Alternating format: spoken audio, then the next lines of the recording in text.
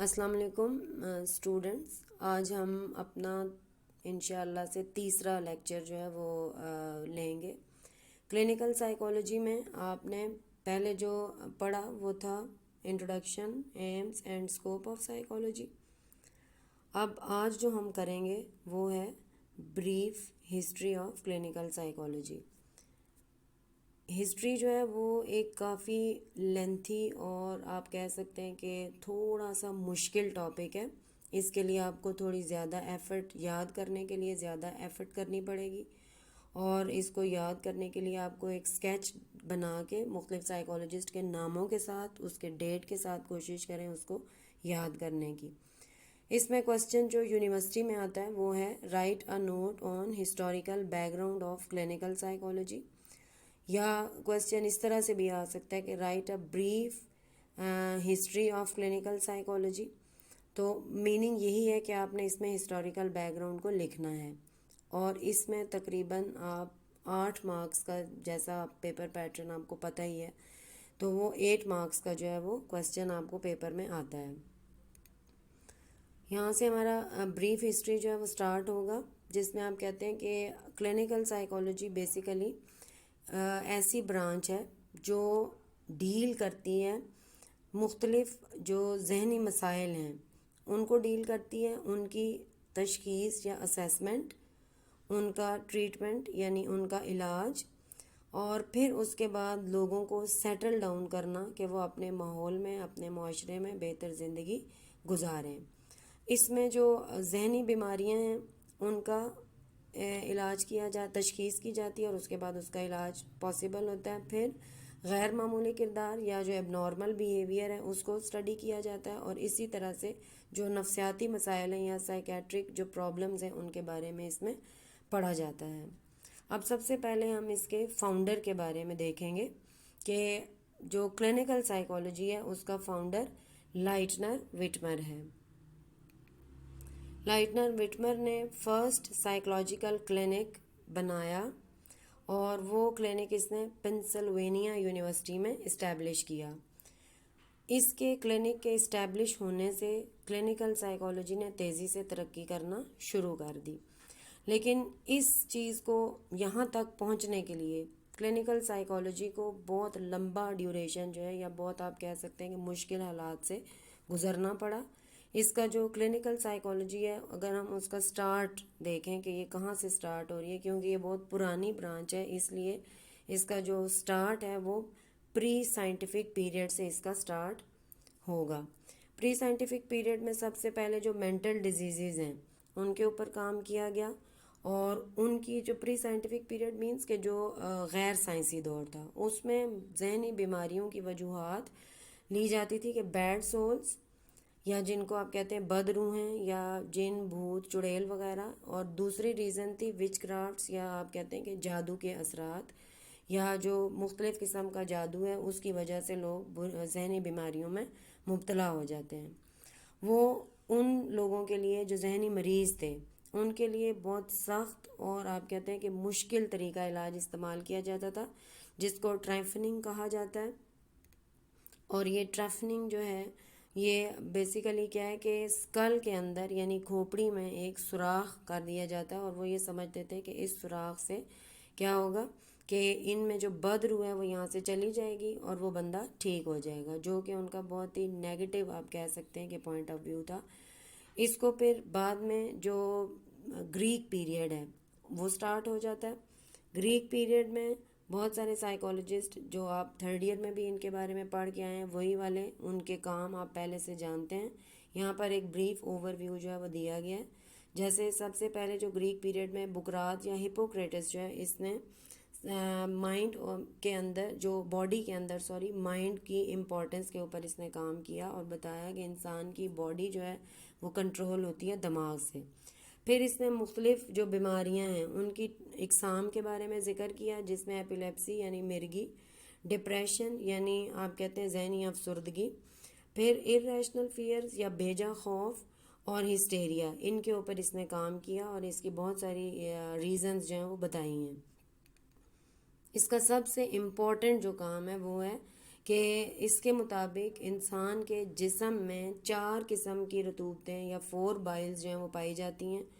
اگر یہ balanced amount میں ہوں ساری کی ساری تو انسان نارمل ہوگا، اور اگر ان چاروں میں سے کوئی ایک بھی کم یا زیادہ ہو جائے تو پھر وہ بندہ نارمل نہیں رہے گا.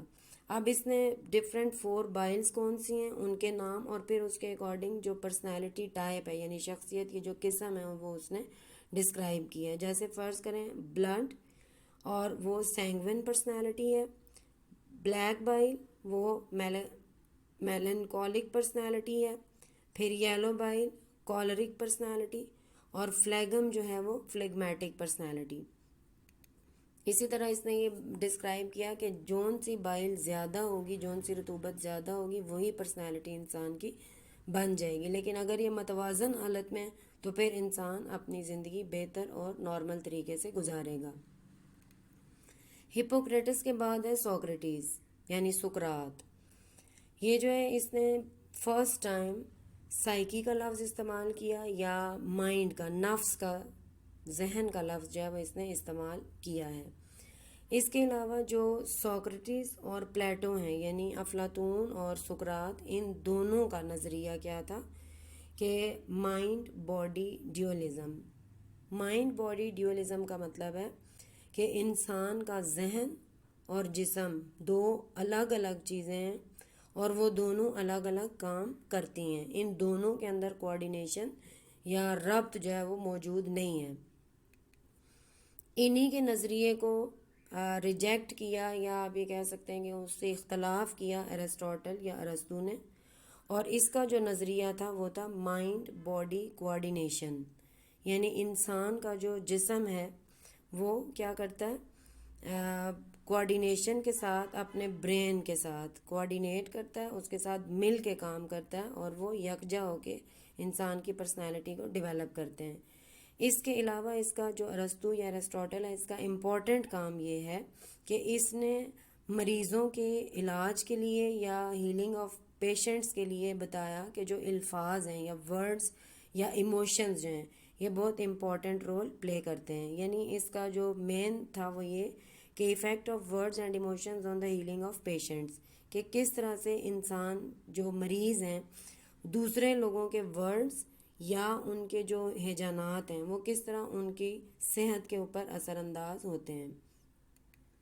اس کے بعد نیکسٹ جو آتا ہے وہ ہے گیلن. گیلن جو ہے اس نے سپورٹ کیا ہپوکریٹس یا بکرات کی آئیڈیالوجی کو، اور اس کی آئیڈیالوجی آپ جانتے ہیں کہ کیا تھی. ہپوکریٹس کی آئیڈیالوجی جو تھی وہ یہ کہ 4 بائلز ہیں اور 4 کی 4 جو ہیں وہ کیا ہیں، اگر بیلنسڈ اماؤنٹ میں ہے تو انسان نارمل ہے، اور اگر ان میں سے کوئی ایک بھی آؤٹ ہو جائے گی، کم یا زیادہ ہوگی تو پرسنالٹی اس کی ڈفرینٹ ہو جائے گی، یا آپ یہ کہتے ہیں کہ وہ ذہنی مریض بن جائے گا.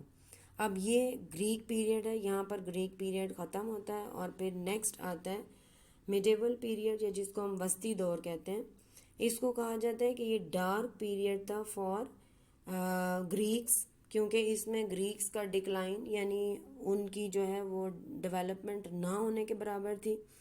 اور اس دور میں آپ کہتے ہیں کہ جو مسلم فلاسفرز ہیں ان کی امپورٹنس بہت زیادہ ہے.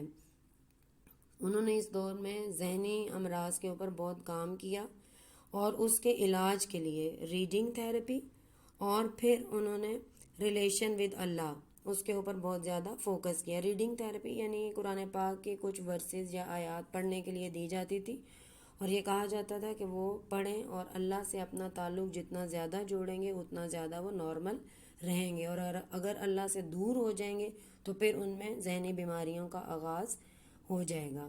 اب یہ دور جو میڈیول پیریڈ ہے یا وسطی دور ہے یہ گریکس کے لیے تو ڈکلائن پیریڈ تھا، یعنی ڈارک پیریڈ کے اس میں انہوں نے کسی قسم کی کوئی نئی انوینشن نہیں کی. لیکن مسلمس کے لیے یہ بہت ہی امپورٹنٹ یا گولڈن پیریڈ جو ہے وہ سمجھا جاتا ہے.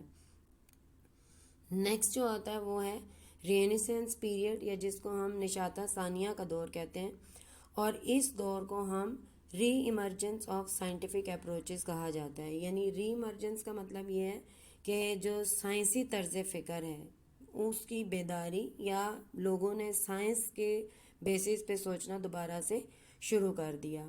اس میں سب سے بہت سے جو جیسے نیچرل سائنسز ہیں، بایو فزکس کیمسٹری، ان میں بھی بہت ساری نئی انوینشنز ہوئیں، اور ایٹ دا سیم ٹائم جو سائیکالوجی ہے اس میں بھی بہت سارے سائیکالوجسٹ نے امپورٹنٹ رول اس کے اندر پلے کیا ہے.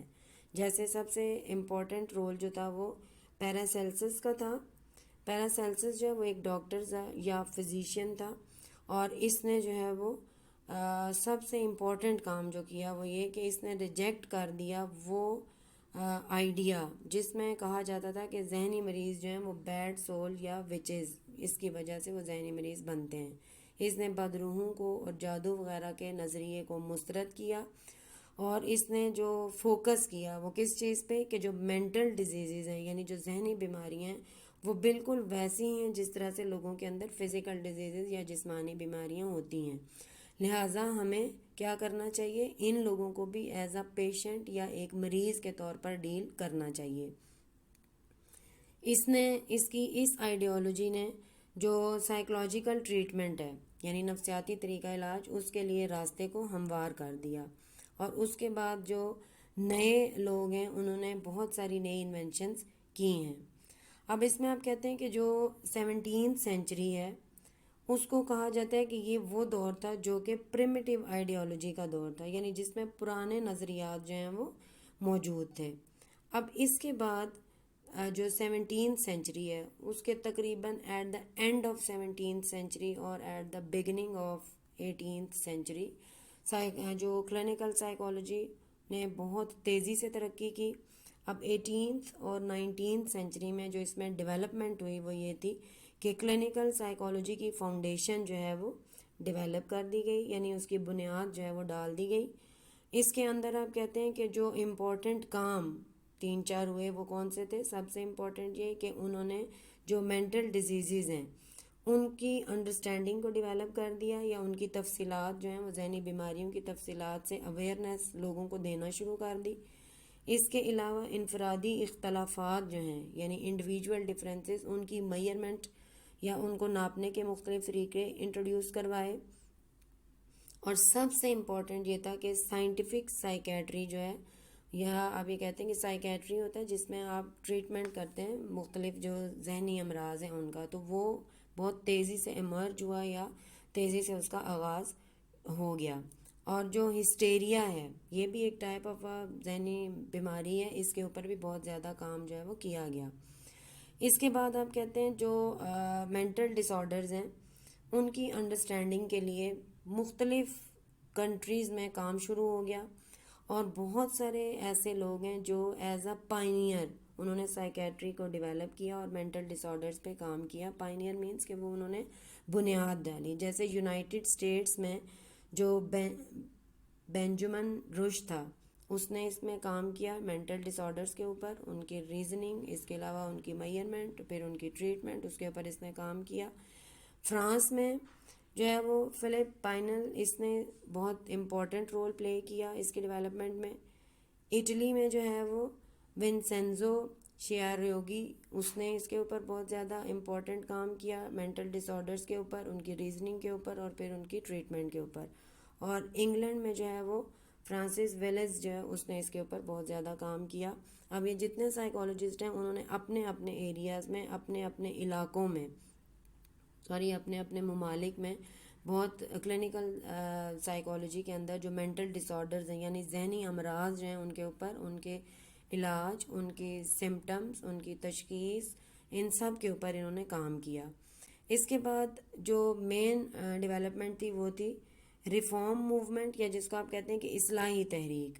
کون سی شروع کی گئی؟ جس کو ہم کہتے ہیں کہ مورل ٹریٹمنٹ موومنٹ یا اخلاقی علاج کی تحریک. یہ جو ہے وہ سٹارٹ ہوئی تقریباً لیٹ 18 سینچری میں، یعنی جب 18 سینچری تقریباً کمپلیٹ ہو رہی تھی اس وقت اس کا آغاز کیا گیا. اور اس موومنٹ کا جو آغاز کرنے والا ہے وہ فلپ پائنل ہے. اس نے اس کے اوپر امپورٹنٹ کام کیا. اس نے بسٹرا جو ہاسپٹل تھا اس کو کنٹرول کیا، یعنی اپنی تحویل میں لے لیا، اور اس ہاسپٹل کی کنڈیشن کو بہتر بنانے کے لیے بہت زیادہ امپورٹنٹ رول پلے کیا. یعنی آپ یہ کہہ سکتے ہیں کہ اس ہاسپٹل کی پہلے جو کنڈیشن تھی وہ اتنی بہتر نہیں تھی اور ذہنی مریض جو تھے ان کو بہتر طریقے سے ٹریٹ نہیں کیا جاتا تھا، لیکن اس نے اس کو کنٹرول کرنے کے بعد وہاں پر بہترین طریقے سے جو علاج ہے اس کو سٹارٹ کر دیا. اس کے بعد اس نے فوکس کیا مورل ٹریٹمنٹ کے اوپر کہ لوگوں کی اخلاقی طریقے سے مدد کی جائے اور بہتر طریقے سے ان کا جو وہ علاج کیا جائے. اس نے ایک بک لکھی اور بک کا نام جو ہے وہ ٹریٹس آن انسینٹی، یعنی جو انسینٹی ہوتا ہے جو ذہنی امراض ہیں، اور ٹریٹس کا مطلب ہے کہ جو اس کا مختلف علاج. اس نے مختلف ذہنی امراض کے علاج کے اوپر کتاب لکھی اور اس کی یہ بہت امپورٹنٹ کنٹریبیوشن ہے. اس کے بعد نیکسٹ جو ولیم ٹیوک تھا اس نے اسٹیبلش کیا ایک یورک ریٹریٹ، یعنی آپ کہہ سکتے ہیں کہ ایک ہاسپٹل تھا یورک ریٹریٹ. اس میں جو ذہنی مریض ہیں ان کا علاج کیا جاتا تھا. جب اس نے یہ اسٹیبلش کیا، یعنی جب اس نے یہ ہاسپٹل بنایا ٹیوک نے، تو اس کے بعد ایک چین آف ہاسپٹلز جو ہیں وہ اسٹیبلش ہونا شروع ہو گئے. یعنی آپ یہ کہتے ہیں کہ آہستہ آہستہ بہت سارے اسپتال ذہنی مریضوں کے لیے ڈیولپ کیے گئے، اسٹیبلش کیے گئے، اور وہاں پر پھر ان ذہنی امراض کو یا ذہنی مریض جو ہیں ان کا علاج کیا جاتا تھا. اس کے بعد ٹورتیا ڈیکس جو ہے اس کی امپورٹنٹ کنٹریبیوشن 19 سینچری میں اس نے جو ہے وہ فوکس کیا مورل ٹریٹمنٹ کے اوپر. یعنی اس تحریک کے بعد جو مورل ٹریٹمنٹ کی تحریک تھی اس کے بعد جتنے سائیکولوجسٹ آئے انہوں نے اس کو بہت اہمیت دی اور یہ کہا کہ لوگوں کے علاج کے لیے یہ جو تحریک ہے یہ بہت امپورٹنٹ رول پلے کر سکتی ہے. اس کے بعد اس تحریک نے زور پکڑا اور ساتھ ہی ساتھ پھر جو نئے سائیکولوجسٹ تھے انہوں نے کیا کیا کہ میئرمنٹ آف انڈیویجول ڈفرینسز پہ کام کرنا شروع کر دیا. یعنی انفرادی اختلافات کو ناپنا، ایک انسان دوسرے انسان سے بالکل مختلف ہے اس چیز کے اوپر کام شروع کر دیا گیا. فرانسس گالٹن جو ہے اس نے سب سے پہلے سائیکولوجیکل ٹیسٹ جو ہے وہ انٹروڈیوس کروایا. اس کے بعد جو میکین کیٹل ہے اس نے اس کے کام سے متاثر ہو کے مینٹل ٹیسٹ جو ہے وہ انٹروڈیوس کروایا، اور یہ فرسٹ ٹائم ایسا تھا کہ کوئی ٹیسٹ اس طرح کی آزمائش یا ٹیسٹ جو ہے وہ ڈیولپ کی جا رہی ہے جس سے ذہنی مریضوں کو میئر کیا جائے گا، ان کی بیماری کے بارے میں معلوم کیا جا سکے گا. لیکن سب سے امپورٹنٹ کام الفریڈ بینے نے کیا، جس نے آئی کیو ٹیسٹ ڈیولپ کیا. اور یہ جو ٹیسٹ تھا اس نے ایک سگنیفیکنٹ رول تھا اس ٹیسٹ کا کہ اس میں جو کلینکل سائیکالوجی کی ڈیولپمنٹ میں، یہاں بھی کہتے ہیں کہ یہ ایک سنگ میل کی یعنی مائل سٹون کی حیثیت رکھتا ہے کلینکل سائیکالوجی کی ڈیولپمنٹ میں جو بینے کا ٹیسٹ ہے. یعنی موسٹ امپورٹنٹ رول جو ہے وہ اس کا ہے، جس نے کلینکل سائیکالوجی کو باقاعدہ طور پر ٹیسٹنگ کے تھرو جو ہے وہ ایک سائنٹیفک برانچ اور پھر ذہنی امراض کی برانچ جو ہے وہ بنایا. اس کے بعد ان کے کاموں کے بعد، یعنی جس میں آپ کہتے ہیں کہ گیلٹن، کیٹل اور بینے، ان کے کام کے بعد جو سائنٹیفک سائیکیٹری ہے اس نے ڈیولپ ہونا شروع کر دیا یا تیزی سے ڈیولپ ہوئی. اس کے اندر آپ کہتے ہیں ایمل کرپلن جو تھا اس نے اس میں بہت امپورٹنٹ رول پلے کیا. اس نے ایک بک سائیکیٹری کے نام سے پبلش کی جس میں ایک ڈیزیز تھی ڈیمنشیا پریکاکس، یا اس کو شیزوفرینیا کا نام دیا گیا. اس کے اوپر اس نے اس کی ڈفرینٹ ٹائپس اور پھر اس کا جو ڈفرینٹ ریزنز ہیں اس کے اوپر کام کیا اور یہ بتایا کہ اس کا کس طرح سے علاج جو ہے وہ ممکن ہے. اس کے بعد آپ کہتے ہیں کہ اس نے جو مختلف جو آپ کہہ سکتے ہیں کہ اس کے بعد کلینکل سائیکالوجی جو ہے وہ تیزی سے ڈیولپ ہونا شروع ہوئی اور اس نے بہت ساری نئی ٹرمز جو ہیں وہ انٹروڈیوس ہونا شروع ہو گئیں. جیسے آپ کہتے ہیں کہ diagnostic assessment by psychological tests, یعنی ذہنی بیماریوں کی تشخیص کے لیے نفسیاتی آزمائشوں کا استعمال کرنا. پھر نفسیاتی بیماریوں کی اقسام یا کلاسیفیکیشن آف سائیکیٹرک ڈیزیزز، وہ سب سے اہم ڈیولپمنٹ تھی. اس کے علاوہ کازز کے اوپر کام کیا گیا کہ ذہنی بیماریوں کی کازز یا وجوہات کیا ہیں، اور سب سے امپورٹنٹ جو ریزنز بتائی گئیں وہ یہ تھی کہ ایک بایولوجیکل ریزنز ہیں اور دوسری جو ہیں وہ نان بایولوجیکل یا اس کو انوائرمنٹل ریزنز کہا گیا ہے. یعنی یہاں تک پہنچتے کلینکل سائیکالوجی میں ایک آپ کہتے ہیں کہ بیماریوں کی تشخیص کے لیے سائیکولوجیکل ٹیسٹ انٹروڈیوس کروا دیے گئے. پھر اس کے بعد اس میں بہت ساری جو ڈیزیزز ہیں ان کی ٹائپس بیان کر دی گئیں. پھر آپ کہتے ہیں کہ ان کی جو کازز ہیں یا ان کی جو مختلف وجوہات ہیں ان کے اوپر کام کیا گیا، اور یہ کہا گیا کہ حیاتیاتی وجوہات ہیں اور ماحولیاتی وجوہات ہیں. حیاتیاتی یا بایولوجیکل ریزنز کو چینج کرنا پاسبل نہیں ہے، لیکن ماحولیاتی وجوہات کو ہم تبدیل کر سکتے ہیں یا ان کی وجہ سے ہونے والی بیماریوں میں بہتری لائی جا سکتی ہے. اب نیکسٹ جو ہے وہ ہے کہ جو first 50 years of clinical psychology ہیں وہ کس طرح سے سٹارٹ ہوئے اور کس طرح سے کلینکل سائیکالوجی نے، یعنی ایک آپ کہہ سکتے ہیں کہ ٹائپ آف اوور ویو ہے. فرسٹ ڈیکیڈ یعنی پہلے 10 سالوں میں جو سائیکالوجی کے کلینکس تھے، سائیکولوجیکل کلینکس، وہ اسٹیبلش ہوئے اور تقریباً 1914 میں 20 کلینک جو ہیں وہ ڈیولپ ہو چکے تھے. اس کے علاوہ آپ کہتے ہیں کہ جو سب سے امپورٹنٹ کام تھا وہ یہ کہ جو سائیکولوجیکل ٹیسٹنگ ہے وہ استعمال ہونا شروع ہو گئی for the diagnosis of different mental diseases. یہ سب سے امپورٹنٹ کام تھا جو فرسٹ ڈیکیڈ یعنی پہلے 10 سالوں میں کیا گیا. پہلا یہ تھا کہ مختلف کلینکس بنائے گئے اور پھر اس کے بعد سائیکولوجیکل ٹیسٹس ڈیولپ کیے گئے تاکہ بیماریوں کو ڈائگنوز یا ان کو تشخیص کیا جائے. پھر ورلڈ وار فرسٹ آ جاتا ہے. اس میں جو مختلف ٹیسٹ ڈیولپ ہوئے ذہنی امراض کو میئر کرنے کے لیے وہ آرمی الفا، آرمی بیٹا، 2 ٹیسٹ. ان سے آپ فلی اویئر ہیں کہ آرمی الفا جو پڑھے لکھے لوگوں کے لیے استعمال کیا جاتا ہے، آرمی میں جو لوگ اپوائنٹ ہوئے ہیں، اور آرمی بیٹا جو ان پڑھ لوگ ہیں ان کے لیے استعمال کیا جاتا ہے تاکہ ان کی جو ذہنی حالت ہے اس کو میئر کیا جا سکے. پھر جو ووڈ ورتھ تھا اس نے ایک پرسنل ڈیٹا شیٹ ڈیولپ کی جس کے ذریعے سے ہم مختلف لوگوں کی جو ڈیزیزز ہیں ان کو معلوم کر سکتے تھے یا ان کی مینٹل سٹیٹ کے بارے میں معلوم کیا جا سکتا تھا. نیکسٹ آپ کہتے ہیں کہ جو سیکنڈ اور تھرڈ ڈیکیڈ یعنی 20 اور 30 سال تک جو مزید اس میں ڈیولپمنٹ ہوئی کلینکل سائیکالوجی میں وہ یہ تھی کہ چائلڈ گائیڈنس موومنٹ یعنی بچوں کی رہنمائی کی تحریکیں شروع کی گئیں، اور سب سے امپورٹنٹ کام جو ہوا وہ تھا ٹیم اپروچ. یعنی ہم ایک ٹیم کی فارم میں کلینکل سائیکالوجی میں کام کرتے ہیں. اکیلا بندہ کلینکل سائیکالوجی میں کام نہیں کر سکتا، اور وہ ٹیم کے ممبرز جو ہیں، پہلا ہے کلینکل سائیکالوجسٹ، دوسرا ہے سائیکیٹرسٹ، اور تیسرا جو ہے وہ سوشل ورکر. یہ تینوں مل کے ٹیم کی صورت میں کام کرتے ہیں. جو سائیکالوجسٹ ہے وہ سارا بایو ڈاٹا اکٹھا کرتا ہے، پھر بیماری کی تشخیص کرے گا، اور اگر کوئی ڈیٹا کلیکشن میں کوئی پرابلم ہے تو سوشل ورکر سے ہیلپ لے گا یا مدد لے گا.